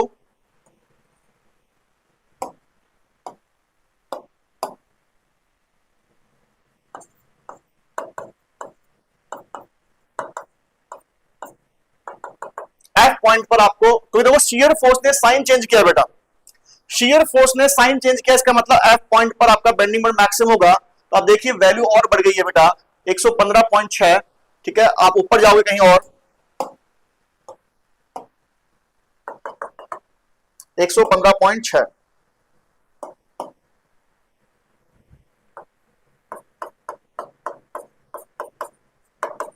क्लियर। और अब देखिए बी से एफ में पैराबोला था, तो अब क्या बनेगा, अब बनेगा क्यूबिक कर्व। अब क्यूबिक कर्व की स्लोप जो है वो बी से एफ में घटेगी कि बढ़ेगी, कौन बताएगा, शियर फोर्स का मैग्नीट्यूड। आप देखिए बी से एफ में शियर फोर्स लगातार घट रहा है, बी से एफ में शियर फोर्स का जो मैग्नीट्यूड लगातार घट रहा है, इसका मतलब बी से एफ में जो क्यूबिक कर्व बनेगा उसकी स्लोप जो होगी बेटा वो घटेगी। देखो ना, बी से एफ में शियर फोर्स का मैग्नीट्यूड घट रहा है, तो बीएमडी की स्लोप घटेगी बी से एफ में, यानी क्यूबिक कर्व की स्लोप घटेगी। और यहां पर देखिए शियर जीरो हो गया है, इसका मतलब एफ पॉइंट पर स्लोप जीरो हो जाएगी बेटा, तो डिक्रीजिंग स्लोप वाला कर्व बनेगा और स्लोप जो है एफ पॉइंट पर घटते घटते जीरो हो जाएगी बेटा। It will be something like that. देखिए आप एफ पॉइंट पर आपकी स्लोप जीरो हो गई है, क्योंकि एफ पॉइंट पर पहुंचते ही ग्राफ जो है लगभग हॉरिजॉन्टल हो गया है एंड स्लोप लगभग जीरो होगी। अगर यहां टेंजेंट ड्रॉ करोगे तो tangent will be the horizontal line, slope will be zero. तो this will be third degree cubic curve. बोलो भाई, तो एफ पॉइंट पर आप देखिए आपका बेंडिंग मोमेंट मैक्सिमम है बेटा, राइट। नाउ अब हम आगे बढ़ेंगे, एफ पॉइंट पर निकाल लिया, सी पॉइंट पर निकालना है। तो सी पॉइंट पर वही बेंडिंग मोमेंट होगा जितना मोमेंट सी के लेफ्ट या राइट में होगा। तो आप चाहो तो लेफ्ट में चेक कर लो, आप चाहो तो राइट में चेक कर लो। तो अगर मैं सी के लेफ्ट में चेक करूं बेटा, सी के लेफ्ट में कितने वर्टिकल लोड है, एक तो ये रहा पॉइंट लोड और एक यूवीएल का नेट लोड, दो ही लोड है सी के लेफ्ट में। तो सी के लेफ्ट में अगर आपको मोमेंट चेक करना है तो इसका मोमेंट कितना होगा अबाउट सी, इस लोड को डिस्टेंस से मल्टीप्लाई, तो डिस्टेंस कहां से लेंगे, सी से लेंगे बेटा। तो कितना हो गया सी से डिस्टेंस बताओ, 4 और 2 6, 44.17 इंटू 6। तो हम निकाल रहे हैं बेंडिंग मोमेंट एट सी, तो हम चेक कर रहे हैं सी के लेफ्ट में, तो 44.17 इंटू डिस्टेंस कितनी है 6। बोलो भाई चेक करो, 44.17 इंटू डिस्टेंस फ्रॉम सी कितनी है 6 मीटर। बोलो भाई लेफ्ट में हमारा साइन कन्वेंशन क्या है, लेफ्ट में क्लॉकवाइज। तो इस लोड का जो मोमेंट होगा सी के बोर्ड कैसा होगा बताओ भाई, क्लॉकवाइज। इस लोड का जो मोमेंट होगा सी के बोर्ड कैसा होगा, क्लॉकवाइज होगा ना। तो सी के लेफ्ट में क्लॉकवाइज मिल रहा है, लेफ्ट में क्लॉकवाइज को मानते हैं पॉजिटिव, तो it will be the positive moment. बोलो भाई, अब सुनिए बेटा, तो लेफ्ट में इसका मोमेंट ले लिया, लेफ्ट में यूवीएल का नेट लोड भी है 80, इसकी डिस्टेंस कितनी है सी से, देखो बेटा ये डिस्टेंस आपका 1/3 है क्या, तो ये डिस्टेंस कितना हो गया 2/3। बोलो भाई यानी 8/3 होगा ना डिस्टेंस बेटा, अरे 4 का 2/3 कितना हो गया 8/3 हो गया ना। ये डिस्टेंस कितनी है, तो इस लोड की डिस्टेंस सी से कितनी है 80 इंटू 8/3, इसका मोमेंट कितना आ गया, लोड 80 का है, डिस्टेंस कितनी है 8/3। बोलो भाई, तो लेफ्ट में चेक कर रहे हैं लोड 80 का है,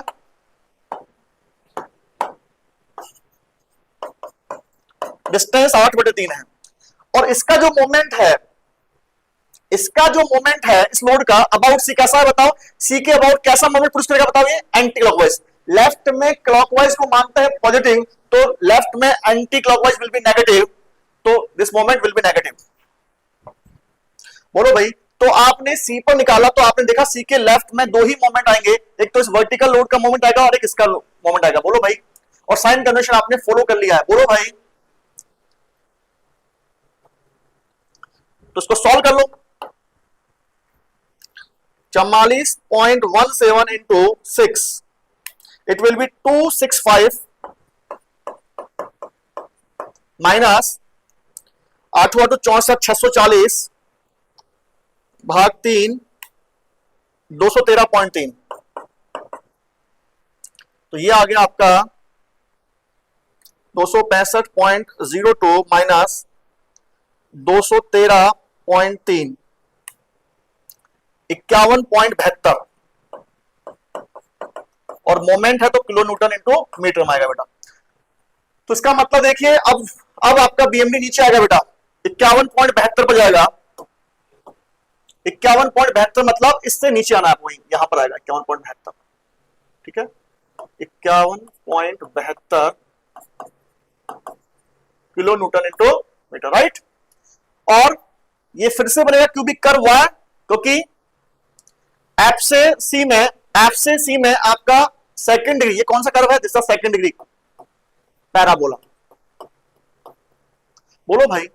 तो एफ से सी में पैराबोला है, तो फिर से एफ से सी में बनेगा क्यूबिक कर्व। अब इस क्यूबिक कर्व की स्लोप देखनी है, तो देखो शियर फोर्स जो है एफ से सी में बढ़ रहा है, शियर फोर्स का जो मैग्नीट्यूड है वो बढ़ रहा है, तो स्लोप लगातार बढ़ेगी। तो सी पॉइंट पर स्लोप मैक्सिमम करनी है। एफ पॉइंट पर शियर फोर्स का मैग्नीट्यूड 0, इसका मतलब यहां पर स्लोप 0 होगी, तो एफ पॉइंट पर स्लोप 0 होगी और सी पॉइंट पर स्लोप मैक्सिमम होगी। यानी इस तरह से ग्राफ बनेगा बेटा, इस तरह से, बोलो भाई। It's a second degree curve, clear. Again this BMD is positive, ठीक है। सी तक पहुंच गए बेटा, सी तक पहुंच गए क्या, देखो अब डी पर आ रहा है, तो डी पर निकाल लो बेटा। तो डी के लेफ्ट में चेक कर लो कितने मोमेंट आएंगे, तो डी के लेफ्ट में कितने फोर्स है, 2 ही वर्टिकल फोर्स है, तो 2 ही मोमेंट आएंगे। डिस्टेंस कहां से लेंगे, डी से लेंगे बेटा।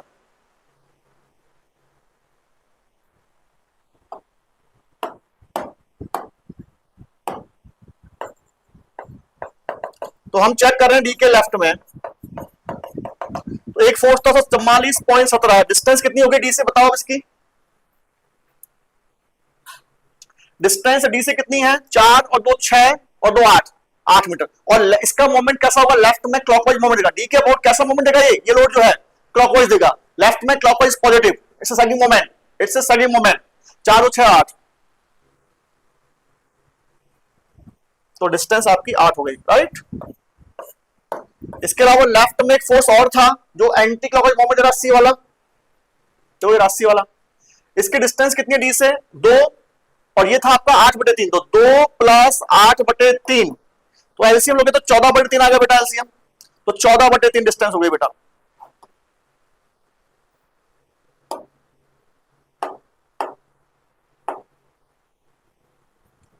और लेफ्ट में इसका मोमेंट एंटी क्लॉकवाइज है, मतलब नेगेटिव मोमेंट होगा। इसको आप सॉल्व कर लो बेटा, 44.17 इंटू 8, 353.36 माइनस 80 इंटू 14 भाग 3, इट विल बी 373.33।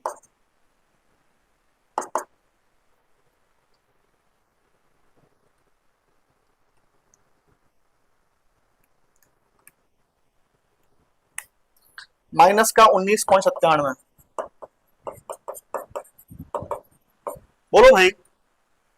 तो डी पर देखिए नेगेटिव गया बेटा, 19.97 नेगेटिव, यहां जाएगा नेगेटिव में।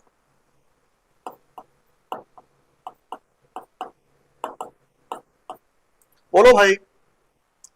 और यहां एसएफडी सी से डी में कांस्टेंट था, तो बनेगा straight line.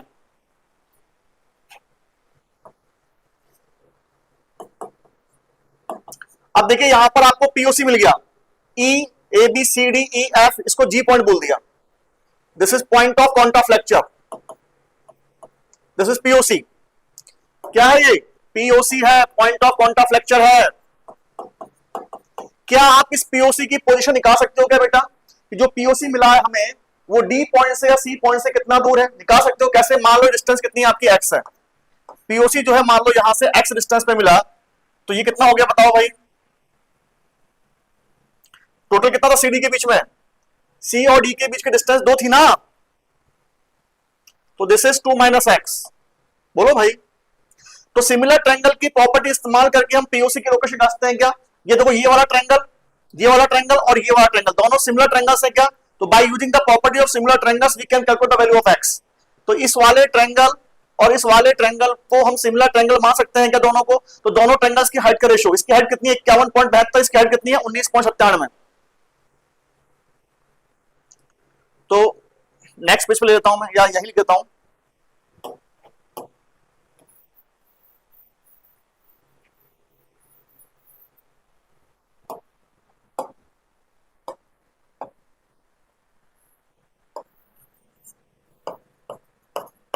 Properties of similar triangles, 51.72 divide by 19.97, दोनों ट्रायंगल्स की हाइट का रेशो। इसका बेस कितना है x, इसका बेस कितना है 2 माइनस एक्स। बोलो भाई, तो इसको मल्टीप्लाई करो 51.72 इंटू 2, 103.44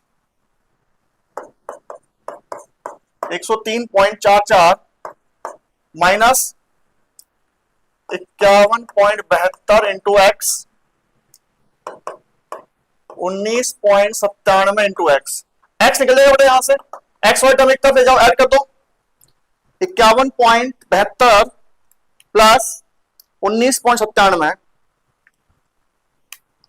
ये आ गया 103.44 divide by 71.69, 103.44 divide by 71.69, it will B 1.44। तो आपको पीओसी की लोकेशन मिल गई है बेटा। एक्स कहां से लिया था आपने? सी से लिया था, तो ये लोकेशन कहां से है? From C. सी पॉइंट से आपको लोकेशन मिल चुकी है बेटा पीओसी की। यानी जी पॉइंट की आपने पोजीशन निकाली कि जो सी पॉइंट है उससे 1.44 मीटर पर होगा जी पॉइंट। तो यहां से अगर 1.44 पर है तो डी से कितना हो गया बताओ भाई? 0.56 पर हो गया बेटा। कहां हो गया? 0.56 मीटर पर, राइट। तो ये पीओसी मिल गया आपको, राइट। ये कैसा कर्व है बताओ भाई? It's a first degree linear curve, it's a first degree linear curve, right. अब सुनिए बेटा, और आपको ये भी पता, देखो ये नेगेटिव में क्यों गया?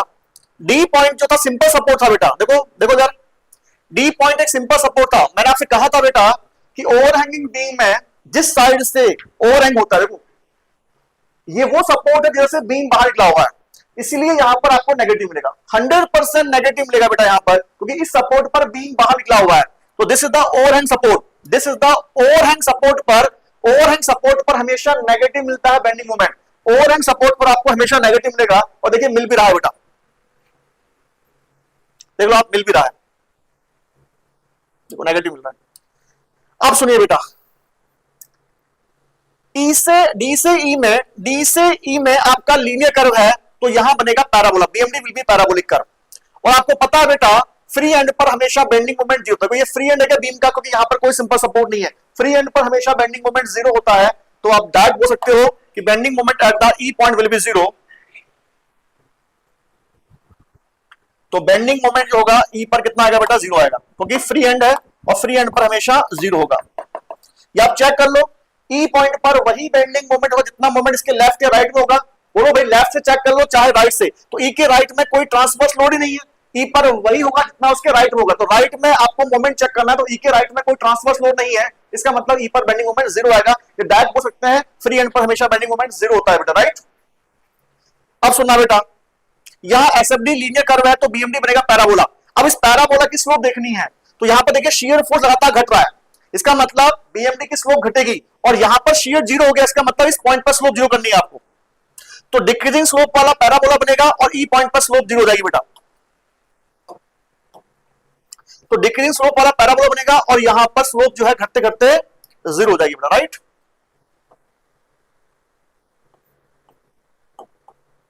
तो इस तरह से आपका ये सेकंड डिग्री पैराबोला। बोलो भाई, इस तरह से आपका ये बीएमडी बनेगा बेटा। This is BMD, this is BMD, ठीक है। अब देखो यहां पर पीओसी मिल रहा है, तो एक नोट की फॉर्म में आप इस पीओसी को डिफाइन कर सकते हो बेटा। नोट की फॉर्म में आप पीओसी डिफाइन कर दो, कुछ एडिशनल इंफॉर्मेशन दे दो यहां पर नोट की फॉर्म में, ताकि एग्जाम को अच्छा लगे। नोट की फॉर्म में कुछ इंपॉर्टेंट कंक्लूजन जो आप इस डायग्राम से दिखा सकते हो। पहला POC, that is point of contraflexure. क्या होता है बताओ? It is the point where BMD changes its sign.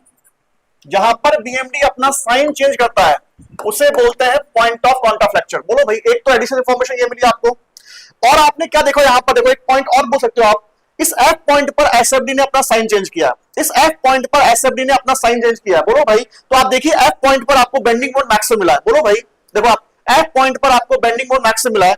ये इंफॉर्मेशन भी आप यहां डिक्टेट कर सकते हो बेटा, this is the maximum bending moment. कितना मिला? 115.6 किलो न्यूटन इंटू मीटर। क्यों मिला मैक्सिमम एफ पॉइंट? क्योंकि यहां पर एसएफडी ने अपना साइन चेंज किया था, तो इसको भी आप डिक्टेट कर सकते हो इस नोट की फॉर्म में, ठीक है।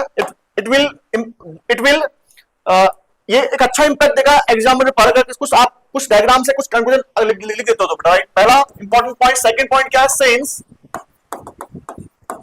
Eight point F SFD changes its sign,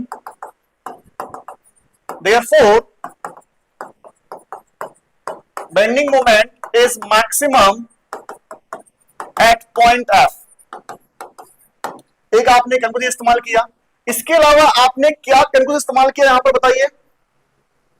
देखिए, जब एसएफडी हमारा कांस्टेंट था तो हमने बीएमडी को स्ट्रेट लाइन बनाया है। देखो आप, यानी हम ये बोल सकते हैं the degree of BMD will be one higher than the degree of SFD। बोलो भाई, एक कंक्लूजन और हम यहां पर इंक्लूड कर रहे हैं। if the degree of loading diagram is n, then degree of SFD will be n plus 1 and degree of BMD will be n plus 2। ये हमने इस्तेमाल किया है। स्लोप को हमने कैसे देखा बेटा? स्लोप घट रही है कि बढ़ रही है? जैसे अगर आपको एसएफडी की स्लोप देखनी थी तो आपने लोड इंटेंसिटी का देखा मैग्नीट्यूड। बोलो भाई, इस पॉइंट को भी यहां डिक्टेट कर दो आप, यानी slope of SFD that will be equal to magnitude of load intensity. यानी जब भी आपको एसएफडी की स्लोप देखनी होगी तो आप लोड इंटेंसिटी को चेक करते हो। यानी आपको पता है V बराबर W बराबर dV बाई dx। बोलो भाई, एसएफडी की स्लोप होती है वो लोड इंटेंसिटी के बराबर होती है। इसके अलावा अगर आपको बीएमडी की स्लोप चेक करनी थी तो आपने क्या किया था? आपने एसएफडी का देखा magnitude, that will be equal to magnitude of shear force। यानी बीएमडी की स्लोप होगी वो shear force के मैग्नीट्यूड के बराबर होती है। ये भी आपने इस्तेमाल किया है यहां पर, तो ये कंक्लूजन्स आप यहां पर लिख सकते हो फ्रॉम द गिवन डायग्राम्स। बोलो भाई, जो हमने इंपॉर्टेंट कंक्लूजन यूज किए हैं यहां पर वो आप यहां पर लिख सकते हो बेटा। तो I think this is more than enough for your exam point of view. इससे ज्यादा लिखने की जरूरत आपको नहीं है क्योंकि टाइम भी कंस्टेंट होता है, ठीक है। तो I hope you love this session, ठीक। कैसे आपको मेंस में आंसर राइटिंग करना है, कैसे आपको क्वेश्चंस को डील करना है लिमिटेड स्पेस में, कैसे आपको एग्जाम को पर एक अच्छा इंपैक्ट डालना है। Writing skills must be very very good, ठीक है। काटाफासी बिल्कुल नहीं करनी होती है बेटा, ठीक है। काटाफासी का विशेष ध्यान रखें कि बिल्कुल कटपिट ना करें, ठीक है। Answer should be very very clear, ठीक है। हमेशा लोडिंग डायग्राम के नीचे आप एसएफडी को बीएमडी बनाओगे बेटा, जो क्वेश्चन में लोडिंग डायग्राम दिया होगा उसी के नीचे आप एसएफडी बीएमडी बनाइए, अलग से ड्रॉ मत करिए, राइट। तो I think you all love this session. Thank you everyone. मैं शैलेंद्र, फिर से मिलते हैं किसी नई क्लास के अंदर। Thank you everyone.